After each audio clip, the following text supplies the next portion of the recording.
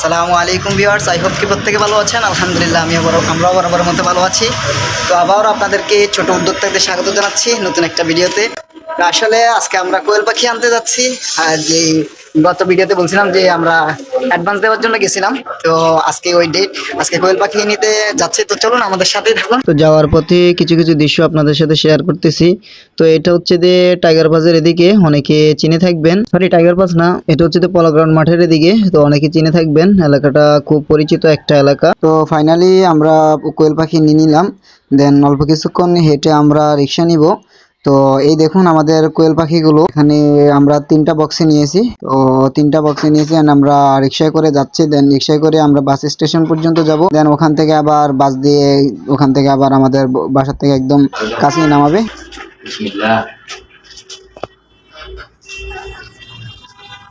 বিসমিল্লাহ বলো।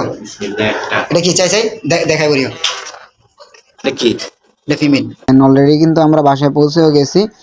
দেন আমাদের সানি ভাইয়া এখানে একটু রিচেক দিবে যে পাখিগুলো ঠিকঠাক আছে কিনা, দেন মেল ফিমেল ঠিকঠাক আছে কিনা। তো এক এক করে সানি ভাইয়া কিন্তু গণা স্টার্ট করে দিচ্ছে। দেন আমরা চেক করতেছি যে এখানে মেল ফিমেল ঠিক আছে কিনা, দেন এরা পাখিগুলো সুস্থ আছে কিনা। আসলে উনি কিন্তু একটা কাজ খুবই খারাপ করছে। প্রথমত বেবিগুলোর সাইজ কিন্তু একদমই ছোট। আমরা চাইছিলাম 30 দিনের, উনি 2-1 দিন আরো ছোট দিয়েছে।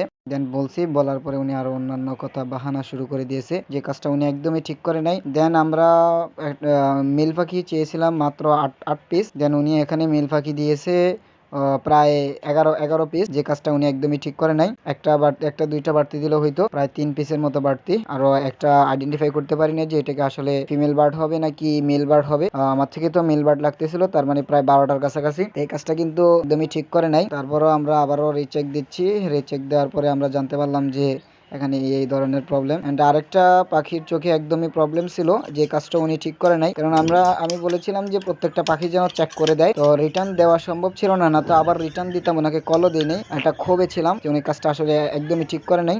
আসলে কিন্তু এটা কিন্তু ব্যাগ পাঠানো যেত, কিন্তু এই একটা পাখি ব্যাগ পাঠাবার জন্য একটা পাখি ব্যাগ দিতে গেলে আমার অনেক টাকা খরচ হবে, কষ্ট বেশি পড়বে, তাই আর কিছু বললাম না আর কি। এত কিছু করছে, তবুও ওনার নামটা আমি মেনশন করতেছি না, কারণ আমি জানি যে কারো 1 টাকা ক্ষতি করে বা 1 টাকার পণ্য দিয়ে যদি 10 টাকার হিসাব রাখি তাহলে সেমই ক্ষতি হয়। তো এইটার জন্য কিন্তু আমি যে 1 টাকা অন্যের মেরে খাইলাম, এর জন্য কিন্তু আমার 100 টাকা নষ্ট হইতে পারে। এর জন্য আর ওনাকে কিছু বললাম না। পরিশেষে একটাই কথা বলতে চাই, এরকম বাটপারের সাথে লেনদেন করা থেকে বিরত থাকুন। তো হে গাইস, তো আসলে কালকে প্রায় রাত হয়ে গেছিল, তাই কোয়েল পাখিকে আনার পরে আমরা তো দেখাইলাম যে কোয়েল পাখিগুলো আনার পরে রিচেক দিয়ে দেন এদেরকে খাবার টাবার দিয়ে চলে গেছি।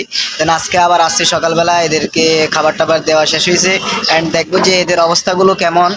তো চলুন আমরা দেখি। আর এদিকে দেখুন আমাদের এই ফার্মগুলো অ্যান্ড অন্যান্য মুরগিগুলো এদিকে আড্ডা দিচ্ছে, দেন খাবার টাবারও এরা খাচ্ছে, টেস্ট করতেছে। পাতলা পায়খানা নাকি? হ্যাঁ, তো চলুন আমরা কোয়েল পাখির দিকে যাই, দেখি এদের অবস্থাটা কেমন।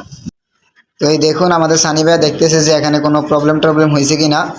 অবশ্য খাবার দেওয়ার সময় নাকি চেক করছে, দেন এখানেও আবার রিচেক দিচ্ছে যে কোনো পাখির মধ্যে প্রবলেম আছে কিনা। তো একটা পাখির মধ্যে দেখা গেল যে চোখের মধ্যে একটু প্রবলেম আছে।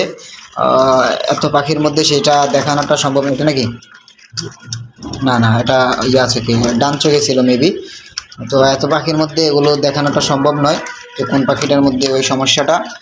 তো আসলে ভাই এটা কাজটা ঠিক করে নয়, কারণ আমি বলেছিলাম যে প্রত্যেকটা পাখি যেন দেখে দেখে দেয়। এই দেখুন এই পাখিগুলো এখানে, কেউ এখানে খাচ্ছে, কেউ ওখানে আড্ডা দিচ্ছে, আবার কেউ ওখানে খাচ্ছে, আবার কেউ ওই সাইড কর্নারে গিয়ে আড্ডা দিচ্ছে। পাইছে নাকি? ময়লা গুড ফালাই দাও। তো এই ছিল আজকের আপডেট। পরবর্তীতে আবারও দেখা হবে নতুন কোনো ভিডিওতে, নতুন কোনো পজিশনে, নতুন কোনো অবস্থানে। ততক্ষণ পর্যন্ত ভালো থাকুন, সুস্থ থাকুন, আপনার পাখিকে সযত্ন রাখুন। Good bye everyone.